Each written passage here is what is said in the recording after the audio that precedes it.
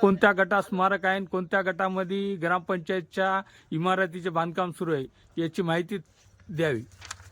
Sir, आमच्याकडं 70-72 तुकडेबंदीच्या वेळेस जे आमच्याकडे सातबार आहे, सरकारी जमीन म्हणून आहे, गोटन म्हणून आहे आणि नंतर आहे की नाही 72ला तुकडेबंदीच्या नंतर सरकारी खाते म्हणून आलेलं आहे, त्याचा सुद्धा आमच्याकडे सातबार आहे.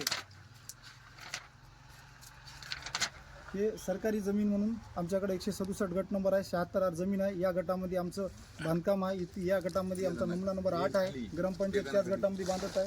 जे 189 जे गट नंबर म्हणतात तक्रारदार, ते 189 गटामध्ये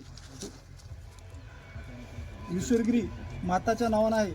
5 हेक्टर 10 आर जमीन आहे. 189 गट नंबर आहे. या गटामध्ये स्मारकची बिल्डिंग आहे. आज रोजी ही होल्डिंग आहे.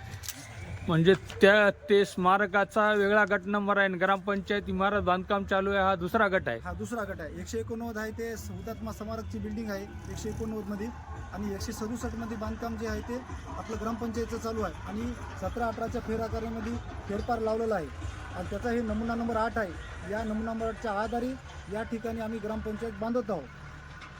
म्हणजे बांधकाम जे नियम शासकीय नियमानुसार सुरू आहे, शासकीय नियमानुसार चालू आहे. याच्यात अडथळा नेमका आणण्याचं काय कारण आहे?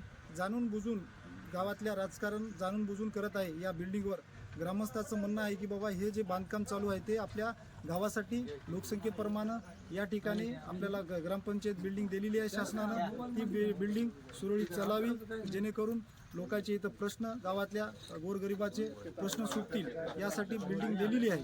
त्या बिल्डिंगला जाणूनपूर्वक बांधकामामध्ये अडथळा निर्माण करत आहेत.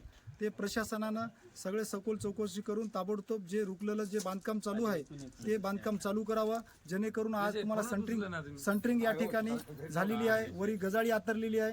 याला जर विलंब लागला तर इथं समजा दुष्परिणाम होणार आहे या बिल्डिंगवर. या तक्रारीचा ही खोटी तक्रार आहे, निराधार तक्रार आहे. वारंवार आम्ही प्रशासनाला सांगितलं, त्या तक्रारदाराकडून तुम्ही पुरावे घ्या, पुरावे घेऊन पुराव्याच्या आधारावर या कामाला तुम्ही स्थगिती द्या.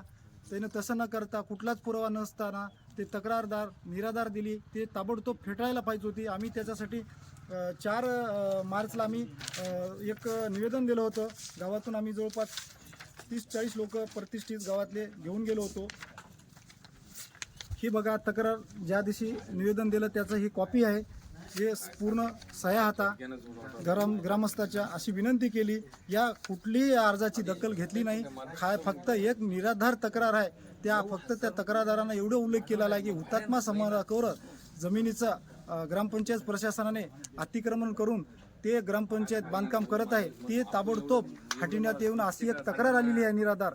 आम्ही पुराव्यासहित आम्ही आज रोजी गट विकास अधिकाऱ्याला दिलेली आहे. त्याने आतापर्यंत कुठल्याच याच्यावर ठोस निर्णय घेतलेला नाही. माननीय गट विकास अधिकाऱ्यांनी तात्काळ जे आपण आदेश दिलेला आहे थांबायचा, ते आदेश तात्काळ दुसरा आदेश काढून ग्रामपंचायत चालू करायचा आदेश द्यावा, अशी आमच्या सर्व पाटणूर ग्रामस्थाची विनंती आहे.